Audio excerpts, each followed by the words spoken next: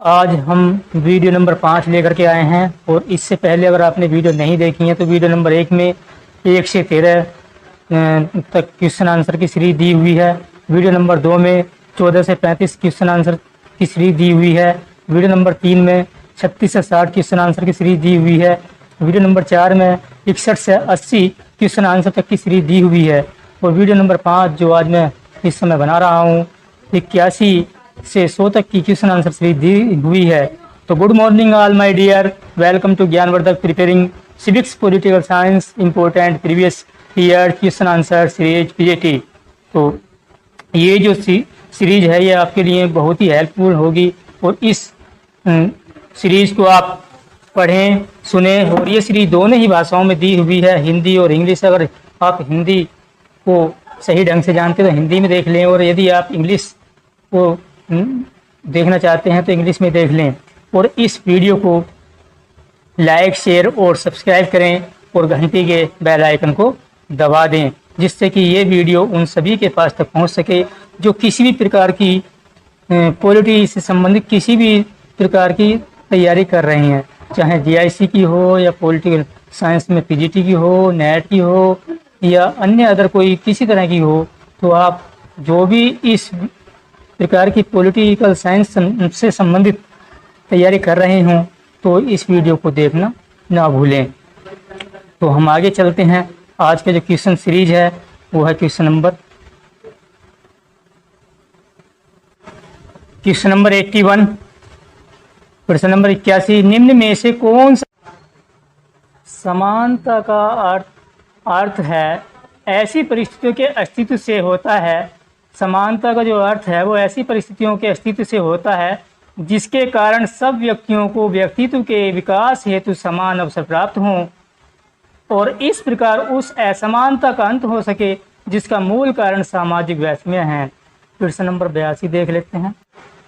प्रश्न नंबर 82 है, निम्न में कौन सा कथन सही है। ऑप्शन विकल्प नंबर 1 स्वतंत्रता और समानता विरोधी हैं। विकल्प नंबर 2 स्वतंत्रता और समानता पूरक हैं। विकल्प नंबर 3 स्वतंत्रता और समानता असंगत हैं। और विकल्प नंबर 4 स्वतंत्रता और सत्ता विरोधी हैं। तो इसका जो सही ऑप्शन होगा सेलेक्ट कीजिए। इसका सही ऑप्शन क्या होगा। तो इसका सही ऑप्शन होगा ऑप्शन नंबर विकल्प नंबर 2। विकल्प नंबर 2 इसका सही हो जाएगा और वो है विकल्प नंबर 2 स्वतंत्रता और समानता पूरक हैं। Liberty and equality are complementary. इसके बाद तो स्वतंत्रता से आशय यह है कि व्यक्ति को उसके व्यक्तित्व के विकास के लिए प्रतिबंधों से मुक्ति मिले तथा समानता से आशय यह है कि समान व्यक्ति के साथ समान व्यवहार किया जाए। इस प्रकार से समानता तथा स्वतंत्रता दोनों एक दूसरे के पूरक हैं। तो प्रश्न नंबर जो है वो देख लेते हैं। प्रश्न नंबर 83, न्याय का अर्थ है। विकल्प नंबर 1 कोई भेदभाव नहीं किया जा सकता। विकल्प नंबर 2 भेदभाव किया जा सकता है।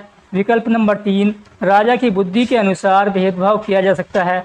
और विकल्प नंबर 4 बहुमत के अनुसार भेदभाव किया जा सकता है। तो इसका सही ऑप्शन क्या होगा सेलेक्ट कीजिए। इसका सही ऑप्शन क्या होगा सेलेक्ट कीजिए। तो सही ऑप्शन होगा ऑप्शन नंबर विकल्प नंबर 1 कोई भेदभाव नहीं किया जा सकता। There can be no discrimination. तो न्याय का अर्थ है समाज के व्यापक कल्याण की सिद्धि। उस व्यापक कल्याण की सिद्धि जो व्यक्तियों के अलग अलग कल्याण से भिन्न हो, बहुमत तक के कल्याण से भी भिन्न हो।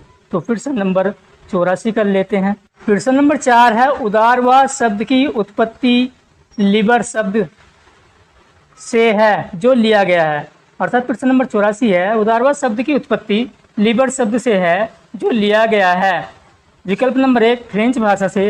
विकल्प नंबर 2 लैटिन भाषा से। विकल्प नंबर 3 ग्रीक भाषा से। और विकल्प नंबर 4 जर्मन भाषा से। तो ये प्रश्न नंबर 84 है। 84 का हमें बताना है कि ऑप्शन नंबर कौन सा सही होगा। तो इसका जो ऑप्शन सही होगा तो ये होगा सेकंड नंबर का लैटिन भाषा से। तो फ्रॉम लैटिन भाषा से। तो उदारवाद जो लिबरलिज्म वर्ड है, उदारवाद की उत्पत्ति लैटिन भाषा से लिबर शब्द से हुई है, जिसका अर्थ है स्वतंत्रता। उदारवाद लिबरलिज्म एक ऐसी अस्पष्ट बौद्धिक गतिशील तथा स्थितिवादी पूंजीवाद व्यवस्था के समर्थक हैं जो गरीब विरोधी अन्यायी अनैतिक अमानवीय अवधारणा थी। तो इसके बाद प्रश्न नंबर 85 कर लेते हैं। प्रश्न नंबर 85 है, 1835 के अपने भाषण में किसने समाजवाद शब्द का प्रयोग बार बार प्रयोग किया? 1835 के अपने भाषण में किसने समाजवाद शब्द का बार बार प्रयोग किया? तो ऑप्शन नंबर 1 है Robert Owen, option number 2 Fourier, option number 3 Bernard Shaw और ऑप्शन नंबर 4 मार्क्स। तो इसका जो ऑप्शन सही होगा वो ऑप्शन नंबर 1 सही हो जाएगा, रॉबर्ट ओवन। तो रॉबर्ट ओवन। तो समाजवाद शब्द का प्रयोग 1827 में रॉबर्ट ओवन के विचारों का प्रचार करने के लिए स्थापित पत्रिका ओनाइट कोऑपरेटिव पत्रिका का नाम है, जिसमें स्थापित किया गया था, उस पत्रिका का नाम है ओनाइट कोऑपरेटिव, में व्यक्तिवादी एवं उदारवादी विचारों के विरुद्ध भावों को प्रदर्शित करने के लिए किया गया। उसके बाद 1835 में रॉबर्ट ओवन की अध्यक्षता में स्थापित सब राष्ट्रों के सब वर्गों के समुदाय ने समाजवाद एवं समाजवादी शब्दों का प्रयोग किया। तो प्रश्न नंबर 86 कर लेते हैं। प्रश्न नंबर 86 है, इनमें से गांधी जी किस आंदोलन से संबंधित नहीं है? विकल्प नंबर 1 गृह शासन, विकल्प नंबर 2 खिलाफत, विकल्प नंबर 3 व्यक्तित्व सत्याग्रह और विकल्प नंबर 4 भारत छोड़ो। तो इसका जो ऑप्शन सही होगा वो ऑप्शन सही होगा गृह शासन, होम गवर्नेंस या होम रूल। तो 1915-16 में जो है 2 होम रूल हुए थे। 1915-16 ईस्वी के समय में जो है 2 होम रूल हुए थे, इनकी स्थापना हुई थी, एक की पुणे में और दूसरे की जो पुणे में हुई थी उसकी बाल गंगाधर तिलक ने की थी 1916 ईस्वी में, और दूसरी मद्रास में हुई थी और इसकी स्थापना एनी बेसेंट ने की थी, और जो एनी बेसेंट थी ये लंदन की थी। तो इसलिए इसके अंदर जो है खिलाफत आंदोलन महात्मा गांधी द्वारा किया गया था, और दूसरा है व्यक्तिगत सत्याग्रह, ये भी गांधी जी द्वारा किया गया था। भारत छोड़ो ये भी गांधी जी द्वारा किया गया था, और गृह शासन जो है, जो होम रूल है, वो इनके द्वारा नहीं किया गया। तो इसमें बताना है कि कौन सा आंदोलन गांधी जी द्वारा नहीं किया गया, गांधी जी से संबंधित नहीं है। तो प्रश्न हम 87 कर लेते हैं। प्रश्न नंबर 87, अमेरिका में व्हाइट हाउस संबंधित है? विकल्प नंबर 1 सर्वोच्च न्यायालय से, विकल्प नंबर 2 व्यवस्थापिका से, विकल्प नंबर 3 राष्ट्रपति से और विकल्प नंबर 4 है इनमें से कोई नहीं। तो मैंने दोनों ही भाषाओं में जो अपनी सीरीज दी है, हिंदी और इंग्लिश, जिसको जिस भाषा में समझ में आए, इंग्लिश या हिंदी, जिस भाषा में आप करना चाहते हैं आप कर सकते हैं। तो इसका जो सही आंसर होगा वो होगा विकल्प नंबर 3 राष्ट्रपति से। तो फ्रॉम द प्रेसिडेंट, राष्ट्रपति से संबंधित है। अब राष्ट्रपति से संबंधित किस लिए हैं? तो व्हाइट हाउस संयुक्त राज्य अमेरिका के वाशिंगटन डीसी में स्थित एक भवन का नाम है, और यह अमेरिका के राष्ट्रपति का आधिकारिक निवास तथा मुख्य कार्य स्थल है। तो मुझे आशा है कि इसका जो है आपको आंसर मिल गया होगा। तो हम प्रश्न नंबर 88 कर लेते हैं। प्रश्न नंबर 88 है, ब्रिटिश द्वारा भारत पर विजय प्राप्त करने के उद्देश्य से उनमें से कौन सा प्रयास प्रारंभिक था? तो विकल्प नंबर 1 भारत में आधिकारिक आर्थिक दोहन का लाभ प्राप्त करना। विकल्प नंबर 2, दक्षिण पूर्व एशिया में एक प्रमुख शक्ति के रूप में अपने को स्थापित करना। और विकल्प नंबर 3, यूरोप में शत्रुओं के विरुद्ध भारत की मानवीय शक्ति का उपयोग करना। और विकल्प नंबर 4, भारत में अपने धर्म, संस्कृति और भाषा का प्रचार प्रसार करना। तो इसका हमें सही ऑप्शन सेलेक्ट करना है, चुनना है। तो देखिए इसका सही ऑप्शन क्या होगा। तो इसका सही ऑप्शन होगा ऑप्शन नंबर 1। ऑप्शन नंबर 1 इसका सही आंसर हो जाएगा। दादा भाई नौरोजी महादेव, गोविंद रानाडे और रमेश चंद्र दत्त उदारवादी नेता थे, जिन्होंने भारत में प्रतिवर्ष होने वाले आर्थिक निष्कासन के रहस्य का उद्घाटन किया। तो प्रश्न नंबर 89 कर लेते हैं। प्रश्न नंबर 89 है, समाजवाद एक टोप के समान है। प्रश्न नंबर 89 है, समाजवाद एक टोप के समान है जिसकी आकृति बिगड़ चुकी है क्योंकि प्रत्येक व्यक्ति इसे पहनता है। यह किसने कहा? और विकल्प नंबर 1 GD कोल, विकल्प नंबर 2 HJ लास्की, विकल्प नंबर 3 GB शाह और विकल्प नंबर 4 CEM जोड़। तो जो इसका सही विकल्प है वो चुनिए कि इसका सही आंसर क्या होगा। प्रश्न नंबर 89। तो प्रश्न नंबर 89 का जो सही आंसर होगा वो होगा ऑप्शन नंबर 4 CEM जोड़। तो समाजवाद की अनिश्चितता के कारण ही प्रोफेसर CEM जोड़ ने कहा है कि संक्षेप में समाजवाद एक ऐसे टोप की तरह है जिसकी आकृति भंग हो गई है क्योंकि प्रत्येक व्यक्ति ने इसे धारण करने का प्रयास किया है। तो प्रश्न नंबर 90 कर लेते हैं। प्रश्न नंबर 90, कम्युनिस्ट मैनिफेस्टो लिखा गया।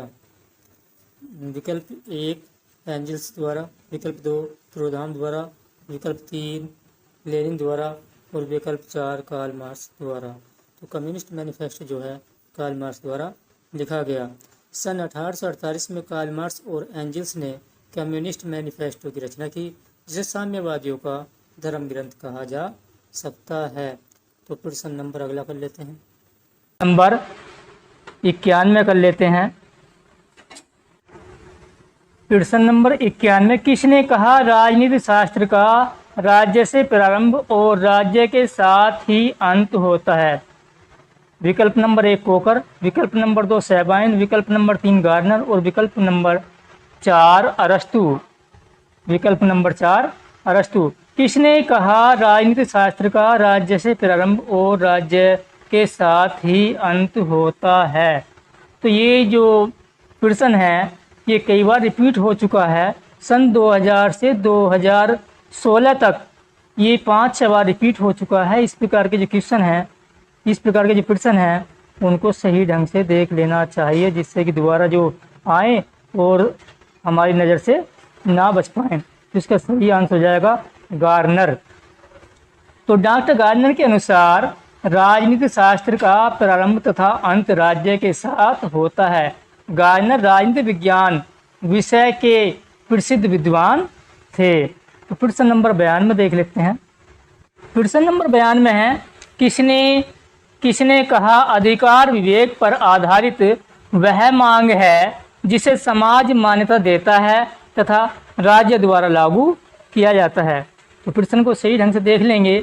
तो प्रश्न कह रहा है हमारा, किसने कहा अधिकार विवेक पर आधारित है, अधिकार विवेक पर आधारित वह मांग है जिसे समाज मान्यता देता है तथा राज्य द्वारा लागू किया जाता है? तो इसका जो सही आंसर होगा वो होगा आपका आंसर नंबर 2 बोसांके। बोसांके। तो बोसांके ने अधिकार की परिभाषा देते हुए लिखा है कि अधिकार वह मांग है जिसे समाज स्वीकार करता है और राज्य लागू करता है। प्रश्न नंबर 93 कर लेते हैं। प्रश्न नंबर 93 है, किसने कहा था हस्तचालित मशीन से निर्मित वस्तुओं से सामंतवादी समाज और वाष्पचालित मशीन से निर्मित वस्तुओं से पूंजीवादी समाज निर्मित होता है? विकल्प नंबर 1 जॉन डब्ल्यू बर्टन, विकल्प नंबर 2 मार्स, और विकल्प नंबर 3 प्लेटो, और विकल्प नंबर 4 लेनिन। तो इसका जो सही आंसर होगा वो होगा option number 2। Option number 2 Karl Marx. Karl Marx. तो मार्क्स के अनुसार उत्पादन प्रणाली में जैसे जैसे परिवर्तन होता है वैसे वैसे मनुष्यों के सारे सामाजिक संबंध भी बदल जाते हैं। जब उत्पादन हाथ की चक्की से होता है तब सामंत वर्ग अस्तित्व में आता है। अर्थात यहाँ पर कार्ल मार्क्स कहता है कि जब उत्पादन हाथों के द्वारा यंत्रों से किया जाता है तो सामंत वर्ग जो है अस्तित्व में आ जाता है, तथा जब उत्पादन भाप की चक्की से होता है तब पूंजीपति वर्ग का आविर्भाव होता है। तो प्रश्न नंबर 94 कर लेते हैं। प्रश्न नंबर 94, किसने कहा इतिहास का राजनीति विज्ञान के बिना फल नहीं तथा राजनीति विज्ञान का इतिहास के बिना जड़ नहीं? तो सन 2000 से लेकर के 2016 तक ये भी 3 बार रिपीट हो चुका है, 3 बार ये प्रश्न पूछा जा चुका है। तो इसलिए इस प्रकार के जो प्रश्न हैं उन पर अधिक ध्यान दें। तो विकल्प नंबर 1 गार्डनर, विकल्प नंबर 2 बिलेंसली, विकल्प नंबर 3 सीले, और विकल्प नंबर 4 पॉल जेनेट। तो इसका जो सही आंसर होगा वो होगा विकल्प नंबर 3। इसका जो सही आंसर होगा वो होगा विकल्प नंबर 3। विकल्प नंबर 3 सीले। यहाँ पर सील लिखा हुआ है, ये भी सीले है, सीले। इसका जो सही आंसर होगा 94 का वो विकल्प नंबर 3 हो जाएगा, सीले। सीले ने कहा है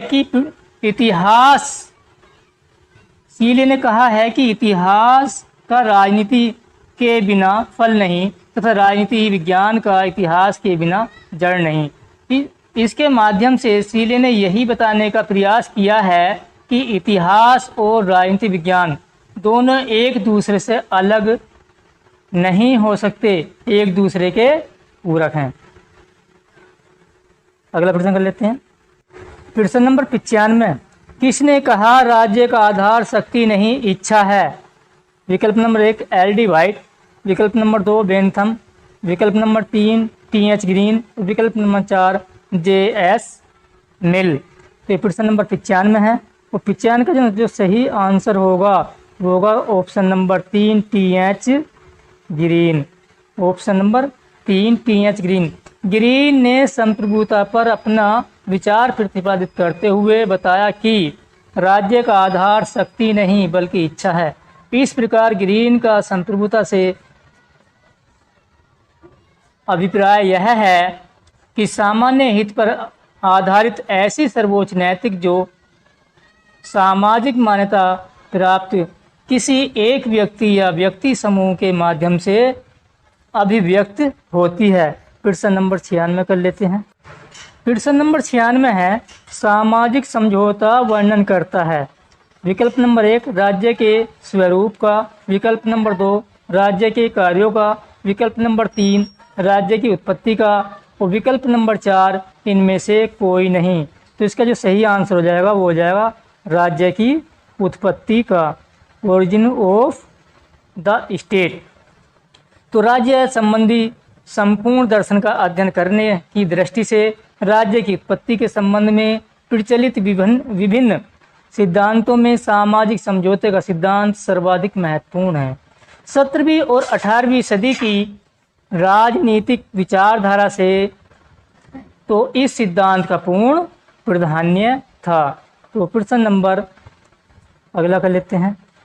प्रश्न नंबर 97। प्रश्न नंबर 97 राज्य की उत्पत्ति का दैवीय सिद्धांत।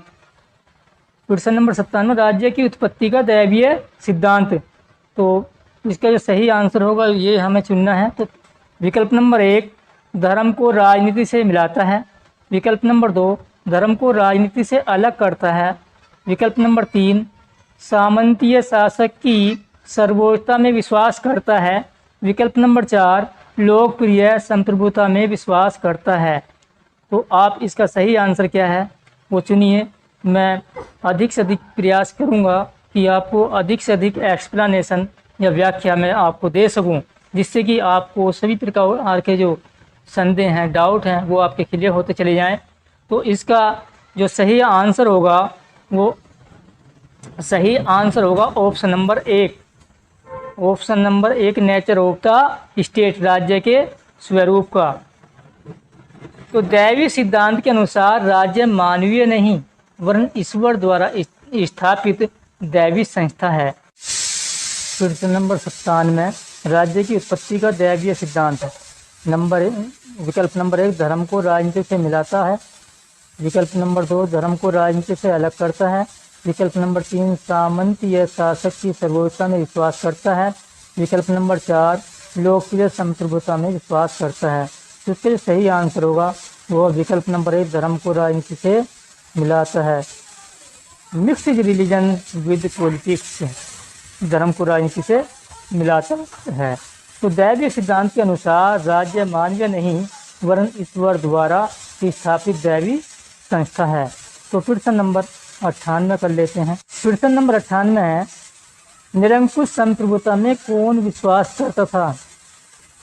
ऑप्शन नंबर 1 लाक, ऑप्शन नंबर 2 रूसो, विकल्प नंबर 3 हाफ, तो विकल्प नंबर 4 प्लेटो। तो निरंकुश संप्रभुता में कौन विश्वास करता था। विकल्प नंबर 1 लाक, विकल्प नंबर 2 रूसो, विकल्प नंबर 3 हाफ, तो विकल्प नंबर 4 प्लेटो।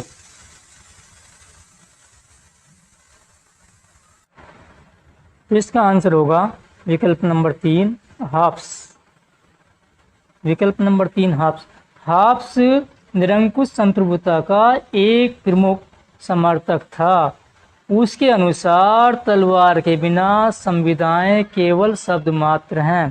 प्रश्न नंबर 99 कर लेते हैं। प्रश्न नंबर 99 है बहुलतावादी वकालत करते हैं। विकल्प नंबर 1 राज्यों की स्वायत्ता की, विकल्प नंबर 2 सरकार की स्वायत्ता की, विकल्प नंबर 3 समुदायों की स्वायत्ता की, विकल्प नंबर 4 सरकार की स्वायत्ता की। तो इसका विकल्प नंबर 3 सही हो जाएगा, समुदायों की स्वायत्ता की। तो एटोनॉमी ऑफ कमिटीज, तो इसका ऑप्शन नंबर ये 3 सही हो जाएगा। तो बहुलवादियों के अनुसार राज्य भी अन्य समुदायों के समान एक समुदाय है। जिस प्रकार राज्य के कानून एवं नियम होते हैं उसी प्रकार अन्य समुदायों के भी नियम और कानून होते हैं। तो प्रश्न नंबर 100 कर लेते हैं। प्रश्न नंबर 100 किसने कहा जहां कानून नहीं है वहां स्वतंत्रता नहीं है। ये जो है स्वतंत्रता लिखा हुआ है,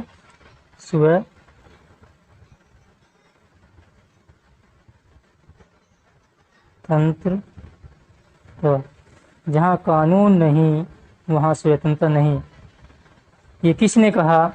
विकल्प नंबर 1 हाफ्स, विकल्प नंबर 2 लाक, विकल्प नंबर 3 ग्रीन और विकल्प नंबर 4 मैकाइबर।